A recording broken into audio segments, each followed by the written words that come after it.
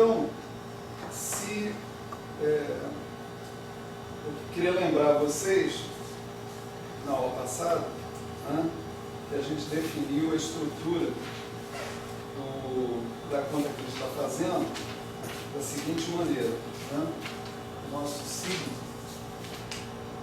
beta alfa, P, ele é uma coisa assim, menos G2, C2GR, delta alfa, né?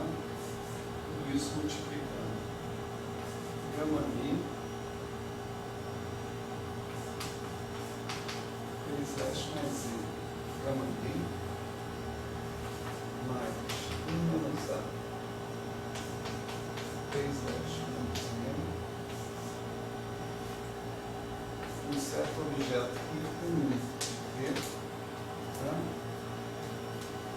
Menos gama mi,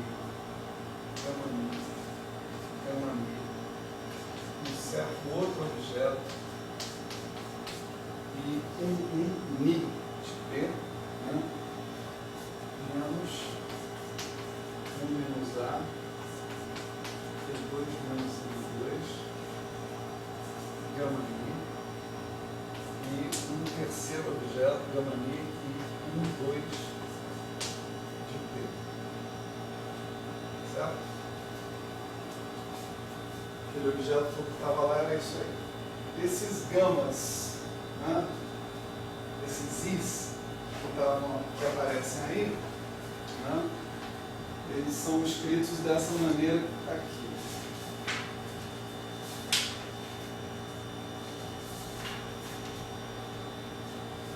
E de P, integral,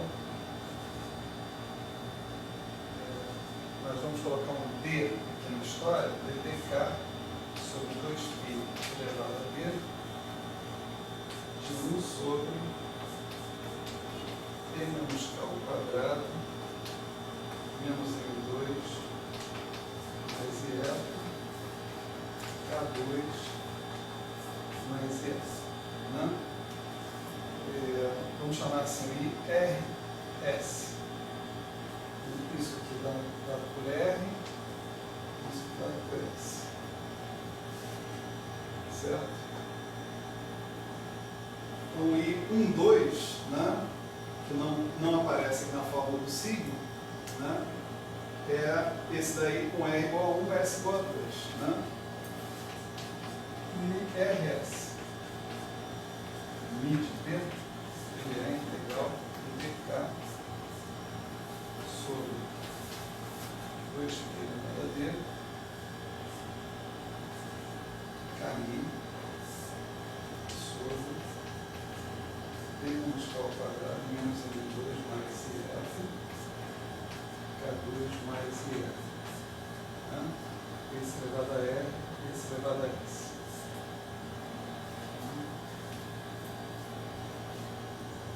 Então, esses são os dois tipos de integrais que a gente tem que calcular, né? E a gente começou na aula passada a calcular. A gente calculou, na verdade, a integral I11 de P. Né? A estratégia para calcular essa integral, né, é colocar isso aí em D dimensões. Né? Na verdade, a gente fez uma análise superficial do I11 de P, né, R igual a 1, S igual a 1, e por essa análise inicial, a gente chegava à conclusão que essa integral para D igual a 4 dimensões, é uma integral divergente. Né? O raciocínio que a gente usou para chegar nisso foi o seguinte: a gente observou o comportamento do integrando no espaço de momento, né, quando esse momento fica grande. Então, esse integrando, por exemplo, o elemento de integração, a gente deu elementos na aula passada para dizer que ele tem que ser contado nesse comportamento assintótico como k elevado a d, módulo de k elevado a d. Né?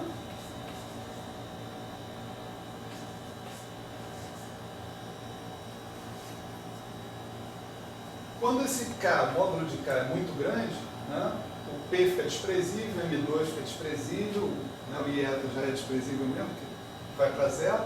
Né? Então, esse denominador aqui, né, para R, S arbitrários, ele vai com o módulo de K ao quadrado elevado a R mais S. Né? Então, se R igual a S igual a 1, isso aqui vai com o módulo de K à quarta. Né? No princípio, de modo que a integral toda, o I em 1, né,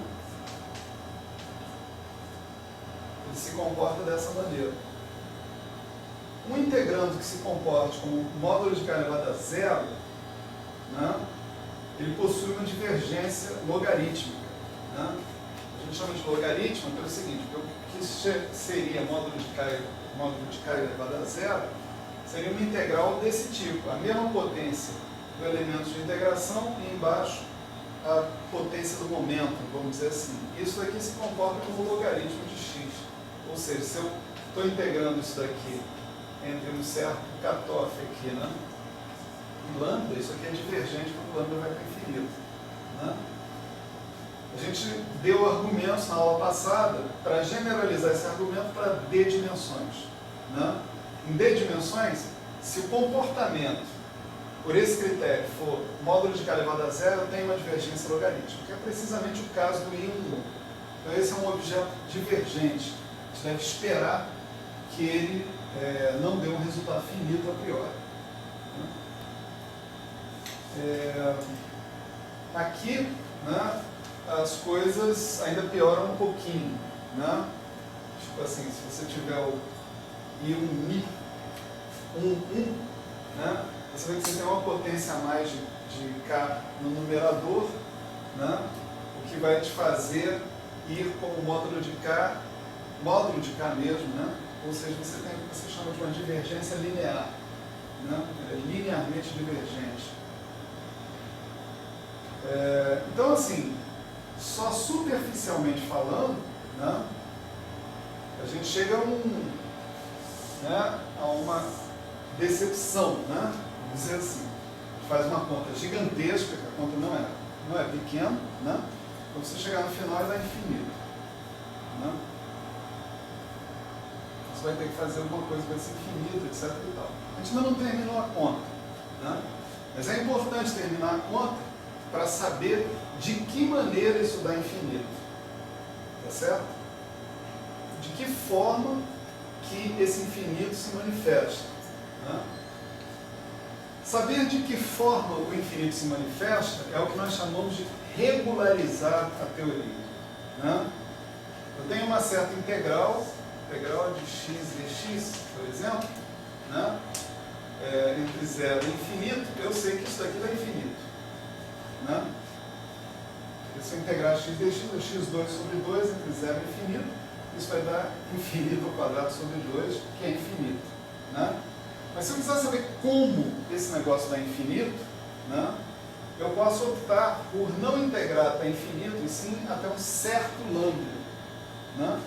Se eu integrar até esse certo lambda, então esse cara vai ficar x2, lambda 2, sobre 2. Né? E a integral original ela é recobrada no limite em que o lambda tende a infinito. Né?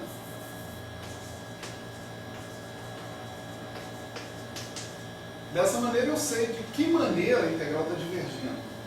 Né? Eu tenho essa informação. Essa informação vai me ser útil depois, né, quando eu estiver dedicado a remover os infinitos da teoria. Mas nesse momento, numa primeira perspectiva, o que eu preciso saber realmente é de que forma que a integral diverge.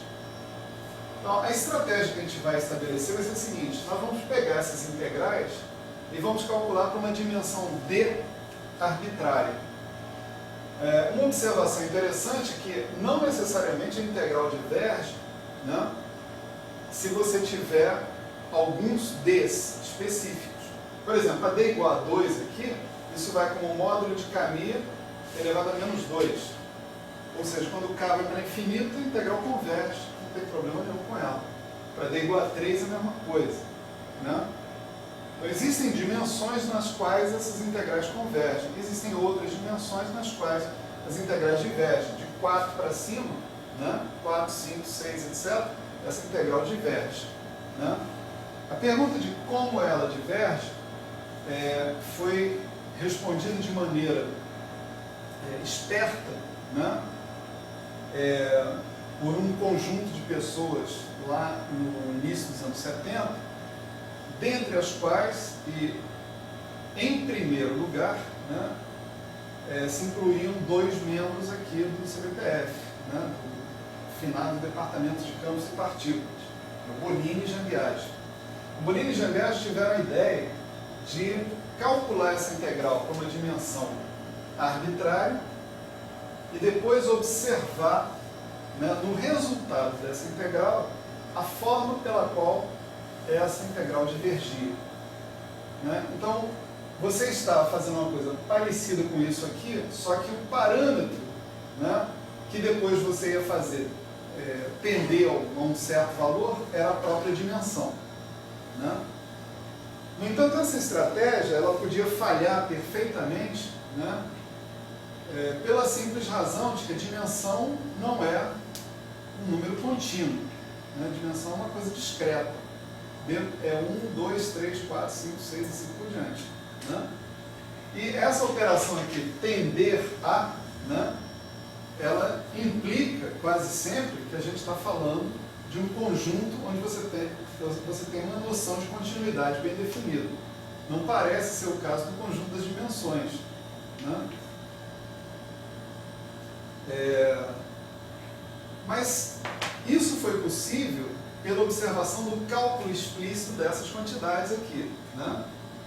Quando você calcula explicitamente essas quantidades, você chega à conclusão de que a função particular da dimensão que aparece, né, a função mais interessante, é uma função gama. Gama de alguma certa função polinomial da dimensão.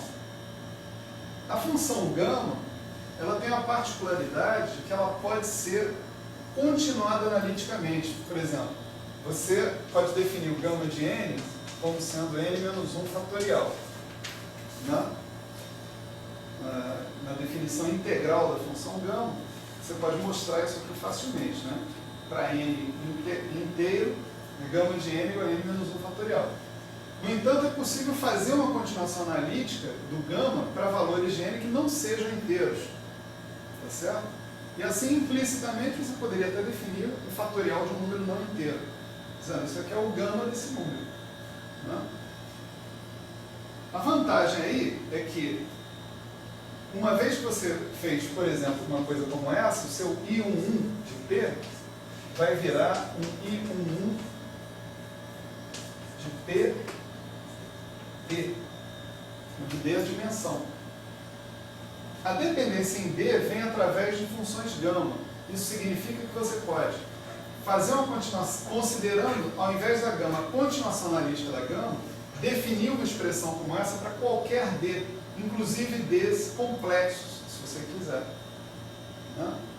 Isso significa que você vai poder fazer o limite mesmo, quando D tende a 4, né, da sua expressão. Esse tipo de regularização, que isso daqui é uma regularização, né? Isso é dizer como uma expressão divergente diverge. Isso chama-se regularizar.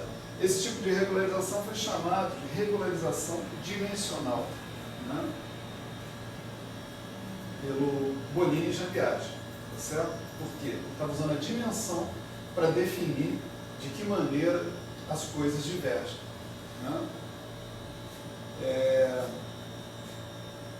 Então, a gente começou a calcular essas integrais em D dimensões, né, exatamente por isso. Para a gente identificar as expressões que a gente tinha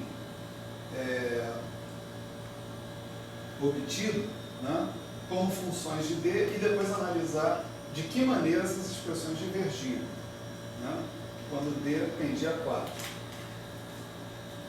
Então, o resultado do I11, né, a gente chegou no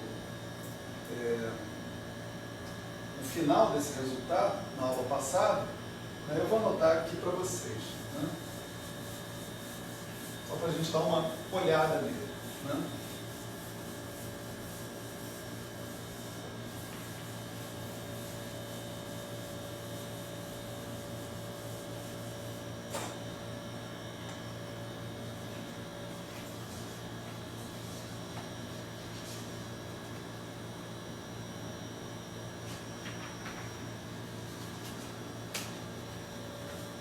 Então, o nosso I1 de P, ele foi escrito, né, dessa forma.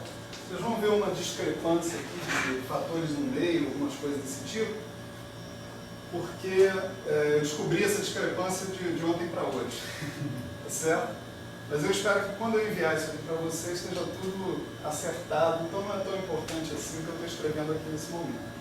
Né?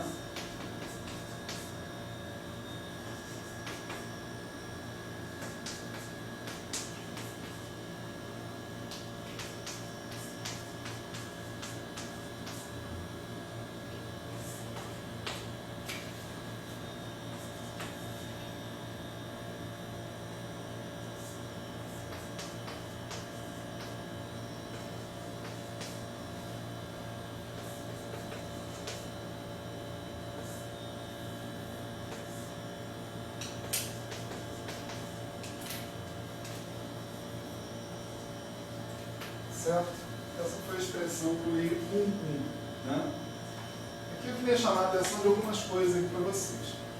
Aqui eu não tenho nenhum tipo de divergência específica quando D tende a 4. Né? D-1 isso vai tender a 3. Né? Esse aqui vai tender a 2, menos 2. Esse objeto que está aqui tende a 0. Tá certo? De modo que todo o integrando dessa integral vira 1. Né? E essa integral vira no número 1. Então a única coisa que a gente realmente tem que analisar nessa integral aqui é essa função gama. Como é que ela funciona quando D tende a 4? Você vê que ela tende ao gama de 0 ali. Né? Eu tenho algumas coisas sobre a função gama no meio da história. Né? A gente tem uma expressão genérica, o gama de epsilon menos n, onde esse n é um inteiro positivo. Certo?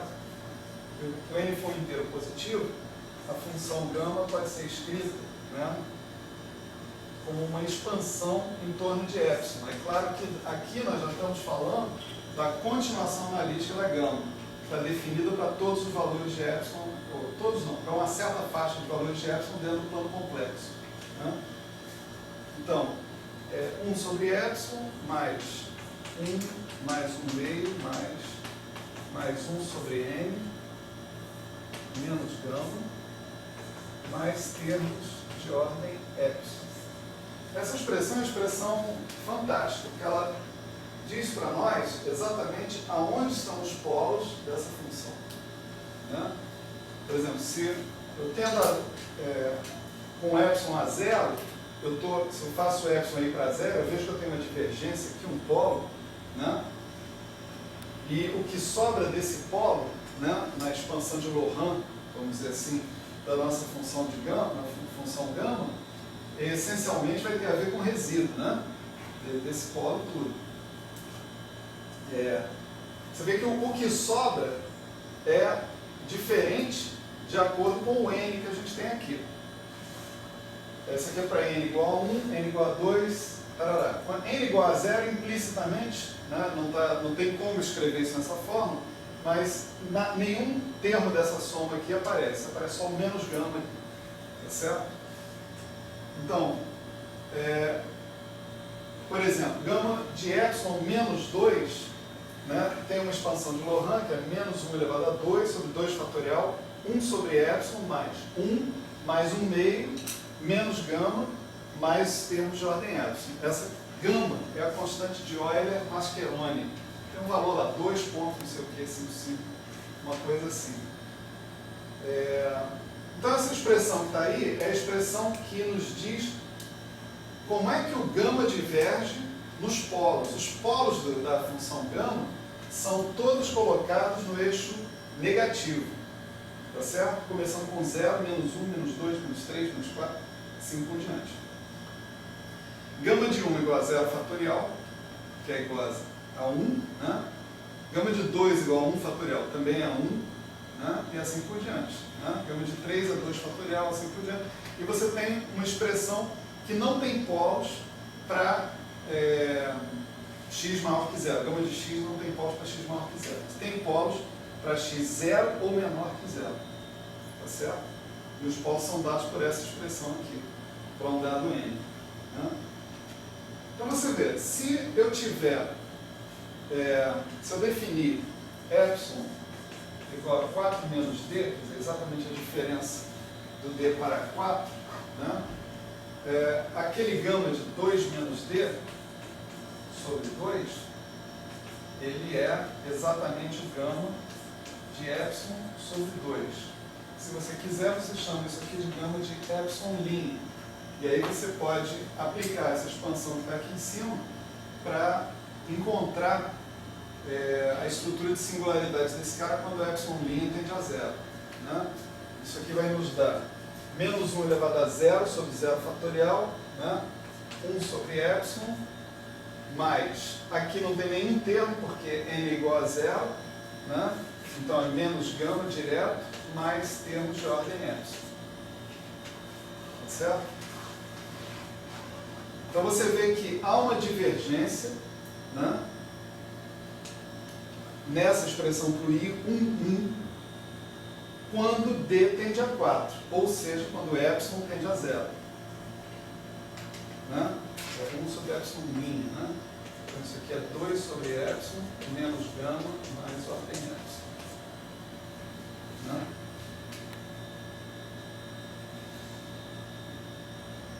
Está aí exatamente como que a função é considerada divergente.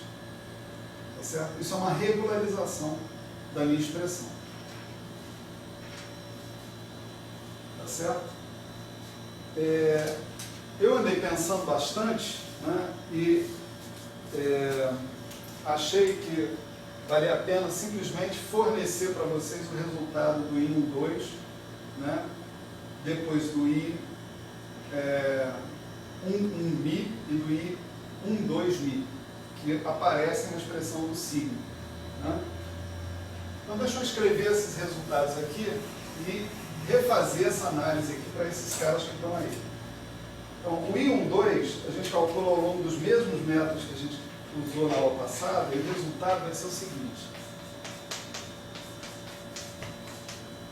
I12P vai ser menos 1/8 I sobre 2 elevado a D menos 1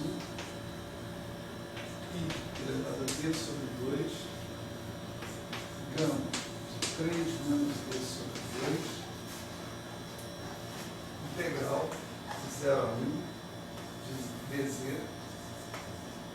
de z vezes D2e menos M2 1 menos z, tudo isso elevado a D sobre 2 menos 3. Né?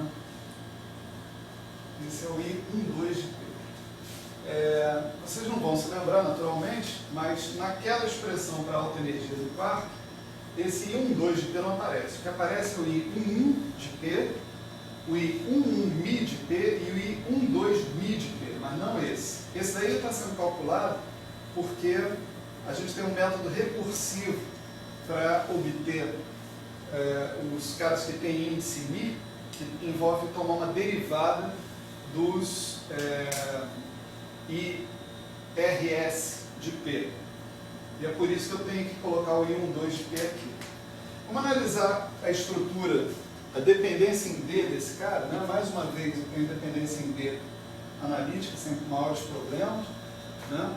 Aqui eu tenho D sobre 2 é 2, né? Em D igual a 4. Né? 4 sobre 2, 2 menos 3, menos 1. Então aqui, ao contrário dessa parte que está aqui, eu tenho um denominador. Né? Então, em D igual a 4, né? O meu integrando que está aqui é Z sobre P2Z menos M2 1 menos z. Né? Para qualquer z entre 0 e 1, eu, em princípio, não tenho nenhum tipo de singularidade aí que possa aparecer. Né? Por exemplo, para z igual a 0, né, o denominador é finito e o numerador faz com que o cara zere. Para z igual a 1, né, o denominador é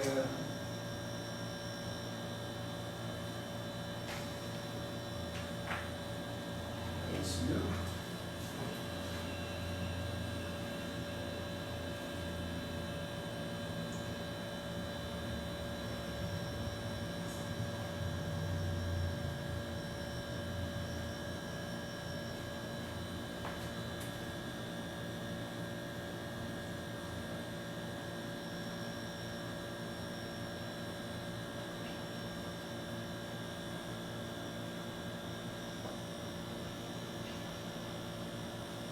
Isso aqui tem um problema. Né? Para z igual a 1, né? Esse cara está dando 0 no denominador, eu estou tendo uma singularidade no limite superior dessa integral que está aqui. Não tinha percebido isso. Né?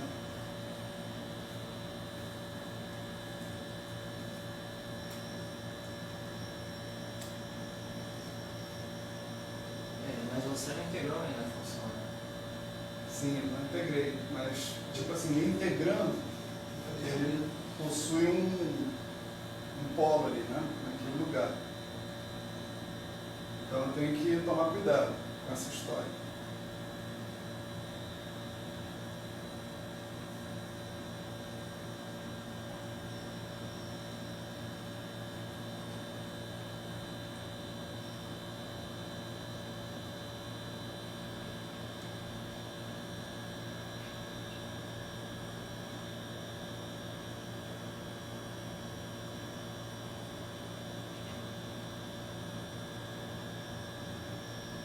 Que potencialmente tem alguma coisa que eu vou ter que analisar extra, só que eu não fiz essa análise e eu prefiro deixar para outro momento. Né? A análise que eu tinha feito partiu do pressuposto que isso daqui estava totalmente bem definido, que não tinha problema nenhum, né? E que eu só precisava analisar realmente o comportamento dessa gama. O comportamento dessa gama, né?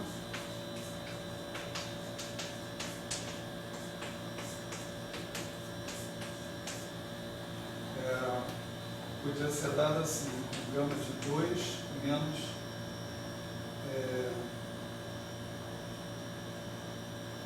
2 mais 4 menos d, que é 2 mais epsilon, né? Então isso aqui dava 1 mais epsilon sobre 2, né? Se você quisesse, podia chamar isso aqui de 1 mais epsilon linha. Esse cara é o cara que tende a 0, não tem polo nenhum quando epsilon linha tende a 0, né, perto do 1, né? E a gama de 1, que é 1 mesmo, não tem problema nenhum. Então eu tinha olhado muito para esse negócio aqui e esqueci de olhar esse. Né? Então deixa isso daqui em suspenso, né? Eu vou considerar isso depois e dou um resultado para vocês. As outras duas integrais, que são I11 mi de P e I12 mi de P, né? Elas são calculadas com o auxílio de um truque.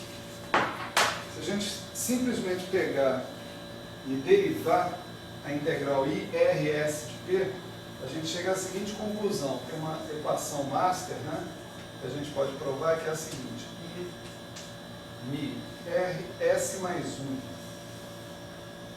I mi RS mais 1 de P é igual a menos 1 sobre 2S de IRS de P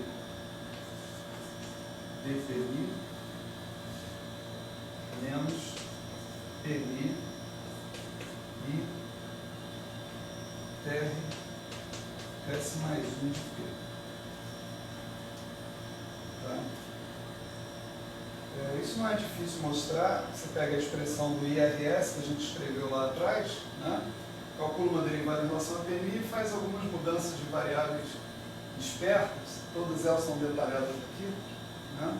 E a gente consegue mostrar essa equação aqui sem maiores problemas. Né? Então, isso nos conduz, se a gente pegar essa expressão e particularizar para os casos que a gente precisa,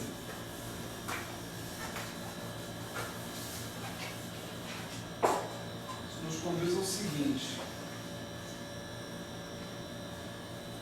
Então, I de P como sendo menos PI e de P. E tem uma coisa que é o seguinte, quando você fala do I, Mi, 1, você está supondo S igual a 0. Né? Só que o I, R, S igual a 0, lembra que o S ali é o expoente do K2, do P. Né? O termo que contém P. Se o S é igual a 0, isso significa que o termo que contém P está ausente da sua integral. Portanto, o DDP desse cara é 0. Então você tem um cara que é 0 sobre S, né? Quer dizer, para qualquer S, isso aqui dá 0. Em particular, para S igual a 0, você tem que tomar o limite, mas o numerador já é 0, então esse termo aqui não contribui. Né? Então, para S igual a 0, essa expressão se reduz a essa segunda parte que está aqui, que é P menos PI e 1 de P. E o I 1 de P estava escrito aqui que eu apaguei. Né? Então, ele possui o I 1Mi de P, possui a mesma estrutura de divergência que o I 1 de P vai possuir. Tá? Só uma questão, a definição tua está ao contrário. O S está no K2 e o R está com o P2. Então eu tenho que corrigir isso aqui. Porque o argumento é exatamente esse. Né? Eu tenho que corrigir isso aí, então. Deixa comigo. Mas vamos dizer o seguinte, eu não mostrei para vocês como é que deduz isso aqui, né? Como é que deduz essa fórmula. Essa fórmula é deduzida pensando que o R está associado com o K2 e o S está associado com o P2. Com o T menos K, né, na verdade. T menos K2. Então, se você tiver S igual a 0, esse termo está ausente do denominador e você não tem dependência em P, né, da sua integral. Né? Aí é uma questão de trocar, depois eu destroco aqui. Não tem problema. O I 1,2, Mi, né, que esse também aparece lá, né?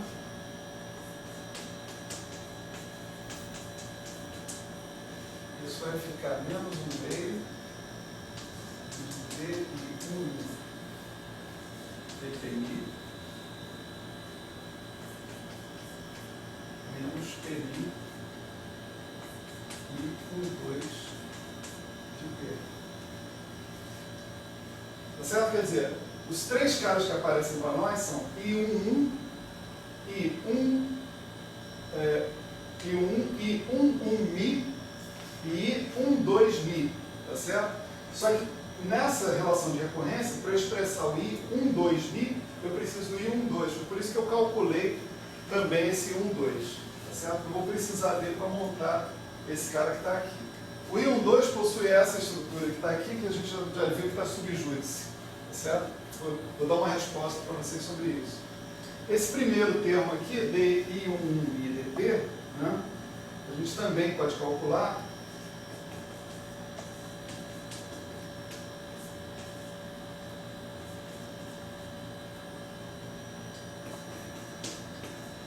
Vai dar o seguinte, menos 1/4 I sobre 2 elevado a D menos 1 e elevado a menos D sobre 2 menos de 2 menos D sobre 2 D sobre 2 menos 2 PI e aqui aparece integral de 0 a 1 PZ, C1 menos Z, P2C menos P2, 1 menos Z, elevado a D sobre 2 menos 3. Esse cara aí não tem problema em D igual a 4, ao contrário daquele ali. Quer dizer, talvez tenha faltado alguma coisa aqui que eu esqueci de colocar para as coisas funcionarem. Para você ver o seguinte, se D for igual a 4, aqui D sobre 2 menos 3 é menos 1, isso aqui vira denominador, e o 1 menos Z cancela com esse cara que está aqui, em D igual a 4. Então essa é uma expressão que não tem singularidade nem Z igual a 0, nem Z igual a 1, que era como a gente achava que tinha que ser. Né? Onde estão as singularidades dela? No mesmo lugar do I11 de P, que é o gama 2 menos D sobre 2. Tá certo? Esse cara aqui, se eu fizer epsilon igual a D menos 4, isso aqui é o gama de epsilon sobre 2, que a gente já viu que dá 2 sobre epsilon mais constante, mais termos de ordem epsilon. Tá certo? Então esse cara aí possui singularidades também. Né? Então, vamos assinalar quem possui singularidades. Esse aqui está subjúdice, aparentemente não possui. Né? Mas a gente tem que ver se não houve um erro de cálculo aqui ou como é que a gente trata esse pedaço para aqui. Né? Eu não estou querendo abordar isso aqui agora, porque abordar isso significaria revisar a conta toda para fazer o I12, e eu não estou disposto a fazer isso nesse momento. Né? Então vou revisar isso com calma depois e aí eu digo para vocês em cima disso. Mas o I12, em princípio, nele não tem singularidade nenhuma. Eu vou ter singularidade no I1 que vai se propagar para o I11.000. Eu vou ter uma singularidade no I1 aqui, que mesmo tendo essa derivada, ela vai se propagar para o I12.000. Então tem singularidade no I1, no I11.000 por afinidade e no I12.000 também. Todas elas do mesmo tipo. Sendo que o I12 de T aparentemente não tem singularidade nenhuma, mas não faz diferença, porque todas as partes da expressão do gráfico, né, um PI, do gráfico do sigma, da alta energia do quarto, possui singularidades associadas com elas. Né?